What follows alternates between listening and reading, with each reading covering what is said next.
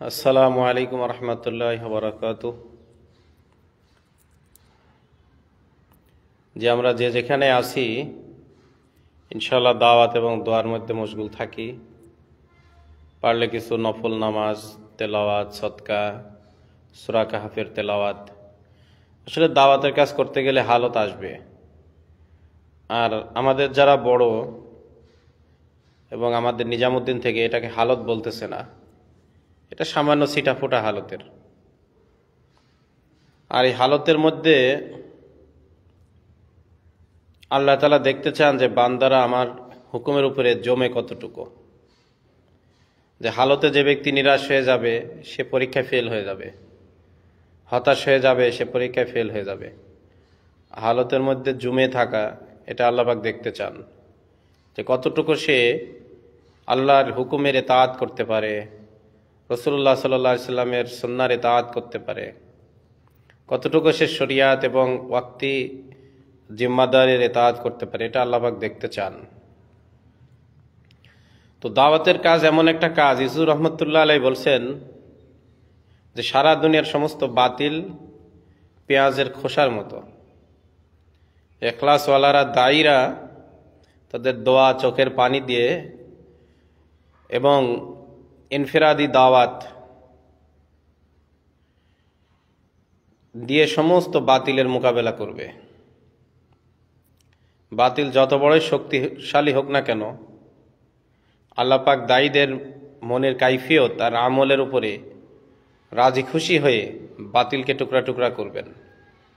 আর ইলিয়াস রহমতুল্লাহ আলাইহি বলছেন যে এই কাজ দুই দিকে ধারালো তরবারির ন্যায়। যেমন আমাদের অধিকাংশ যে তরবারির সিস্টেম হয়, একদিকে ধারালো থাকে, দুই দিকে ধারালো তরবারির মতো। যে যেদিক থেকে আসবে সে টিকতে পারবে না, কেটে পড়ে যাবে।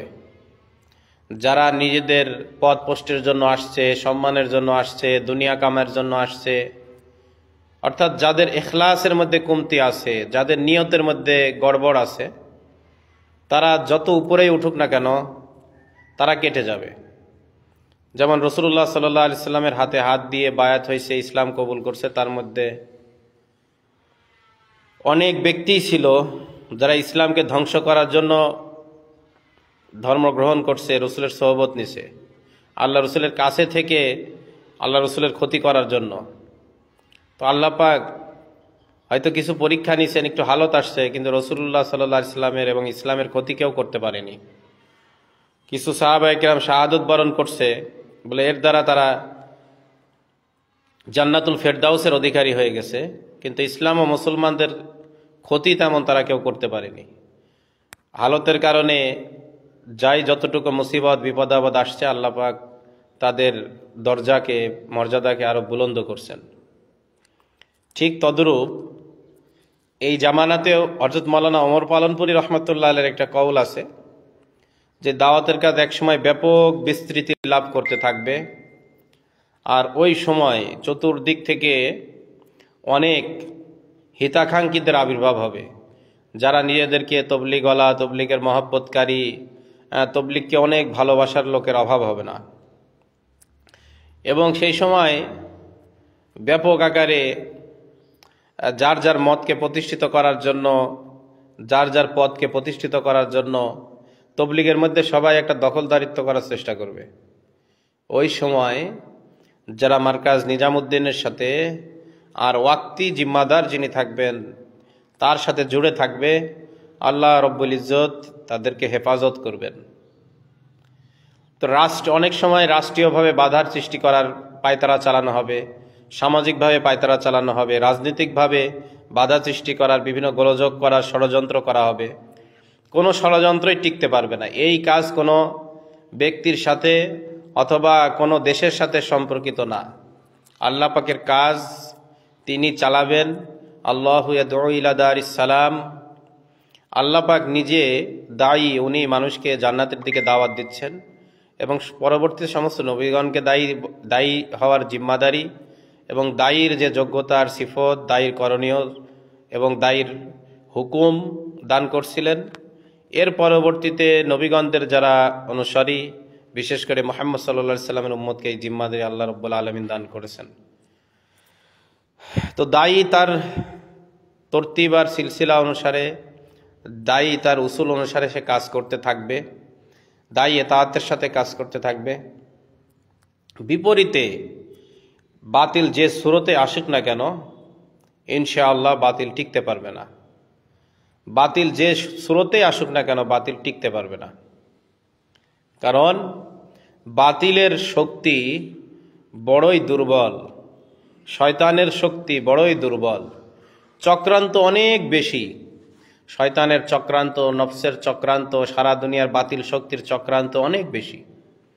হযরতজি বলেন যে ইস্তেনজার লাইনের একটা ছোট থেকে ছোট লাইনের এক একটা সুন্নতের মধ্যে এই পরিমাণ শক্তি আছে যে সারা দুনিয়ার সমস্ত পরাশক্তি মিলেও সেটার মোকাবেলায় আসতে পারবে না।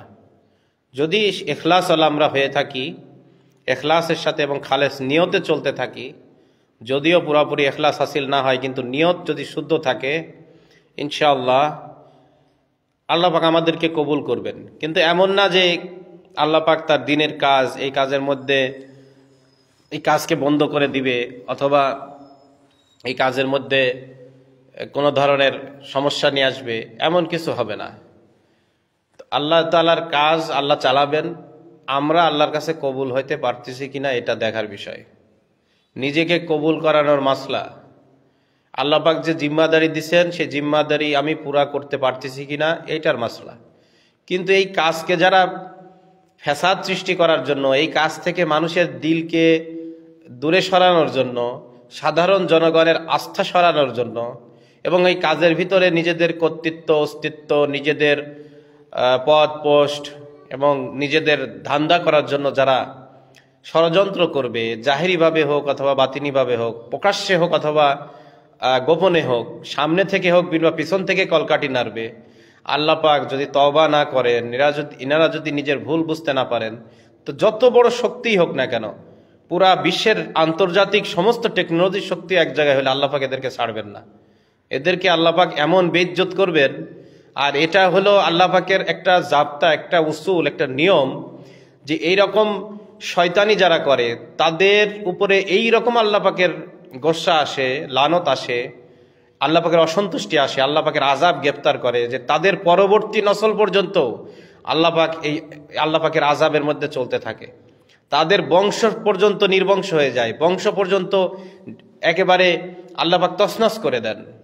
এমন বেইজ্জতিওয়ালা পরবর্তী নসল পয়দা হয় যার কারণে পুরা বংশের মান ইজ্জত সব ধুলায় মিশে যায়। কারণ একটা হলো দায়ীর সাথে মোকাবেলা করা, একটা হলো কামের সাথে মোকাবেলা করা। দায়ীর সাথে যদি মোকাবেলা করা হয়, আল্লাহ পাক কিছু হালত নিয়ে আসেন, দায়ীকে পরীক্ষা করেন, দায়ীকে আল্লাহ পাক পরবর্তীতে বিজয় দান করেন, দায়ীর মৌত হয়ে গেলেও বিজয়। আর যদি কামের সাথে মোকাবেলা হয় তখন তো আল্লাহ পাকের সাথে মোকাবেলা। তো দুনিয়ার কোন শক্তি আছে যে আল্লাহর সাথে মোকাবেলা করে পারে?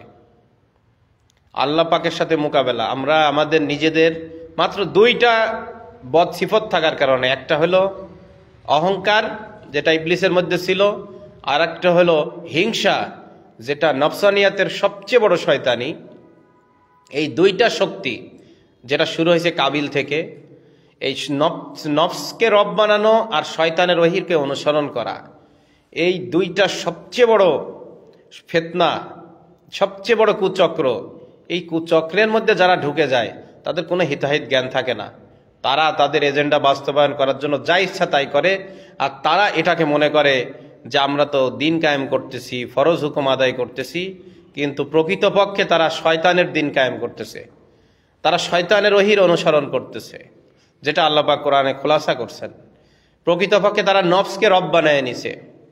কারণ আমি যে মত এবং পথের উপরে চলি, কোরআন হাদিস এটাকে সাপোর্ট দেয় কিনা মুমিনের এটা দেখতে হবে। কিন্তু আমরা কি দেখি যে আমি যে মতের উপর চলি, আমার মতের পক্ষে কোরআন হাদিসের কোনো দলিল খুঁজে পাই কিনা, মানে আমার মতের পক্ষে আমি দলিল খোঁজার চেষ্টা করি, যেটা সম্পূর্ণই আমাদের জন্য বড় একটা ক্ষতির কারণ। তো এই কাজের কেউ মোকাবেলা করতে পারবে না ইনশাআল্লাহ, অতীতেও পারে নাই, কিয়ামত পর্যন্ত পারবে না ইনশাআল্লাহ। জমে কাজ করতে থাকা এবং দোয়া করতে থাকা, আর আমাদের কেউ শত্রু না, সবার জন্য দোয়া করা, চোখের পানি ফেলে ফেলে দোয়া করা, কোনো তবকা বাদ না যায়, ঘর ঘর মেহনত, রিক্সাওয়ালা, ভ্যানওয়ালা, দোকানদার, চাকরিজীবী, দেশের সরকারি বিভিন্ন শ্রেণী, বেসরকারি বিভিন্ন শ্রেণী, প্রশাসন, এমপি, মন্ত্রী, মিনিস্টার, সবাই কিভাবে জাহান্নাম থেকে বেঁচে জান্নাতে চলে যায়, এটার একটা সুবর্ণ সুযোগ আর মওকা হলো ইজতেমার দাওয়াত দেওয়া। এই সুযোগে সবার কাছে দিনের দাওয়াতকে পৌঁছায় দেওয়া এবং বেশি থেকে বেশি মানুষ যাতে আল্লাহ তাআলার রাস্তায় খুরুজ হয়, বের হয়। কারণ আজকে উম্মতের যে কি হালত আর কি অবস্থা, এদেরকে কে ডাকবে? আল্লাহ পাক আমাদের সবাইকে জমে কাজ করার তৌফিক দান করুক। এই কামকে কেউ ঠেকাতে পারবে না, বরং তো যারাই আসবে, যে সুরতেই আসুক, যে শক্তি নিয়ে আসুক, আল্লাহ পাক তাদেরকে, তাদের পরবর্তী নসলকে পর্যন্ত আল্লাহ পাক বেইজ্জত করবেন, তছনছ করবেন। কিন্তু কি করবে? এই ষড়যন্ত্র করে কিছু মানুষের ব্যাপক ক্ষতি হয়ে যাবে, তারা আর এই কাজ থেকে দূরে সরে যাবে, এই কাজের মধ্যে নৈরাশ্য পয়দা হবে। এই মানুষদের ক্ষতির যে ওসিলা বনে গেল, তাদের জিন্দেগি তারা আল্লাহ পাক তছনছ করে দিবেন। কিন্তু আমরা সবার জন্য দোয়া করব, সবার কাছে চাবো, আল্লাহ চাবো সবার জন্য যে সবাই যেন হেদায়েত পায়, এর কামের মোকাবেলায় কেউ না আসে, কেউ যেন জালেম না হয়। আল্লাহ পাক আমাদেরকেও নিরাপত্তা দান করেন। আর 14, 15, 16 আমরা ব্যাপকভাবে ইনশাআল্লাহ দাওয়াত দেই। আর যারা এখন ইজতেমা করতেছে, বেশি থেকে বেশি ওলামায়ে কেরাম খুরুজ হয়, দেশ বিদেশে বেশি থেকে বেশি জামাত খুরুজ হয়। দিনের দাওয়াত তো তারা দিনের দাওয়াত দিয়ে মানুষকে মসজিদের দিকে ডাকবে, আলহামদুলিল্লাহ, ভালো, বেশি থেকে বেশি জামাত খুরুজ হোক, এটাই চাই। এবং সবাই যার যার মতো কাজ করতে থাকি। আল্লাহ পাক আমলের তৌফিক দান করেন। আসসালামু আলাইকুম ওয়া রাহমাতুল্লাহি ওয়া বারাকাতুহু।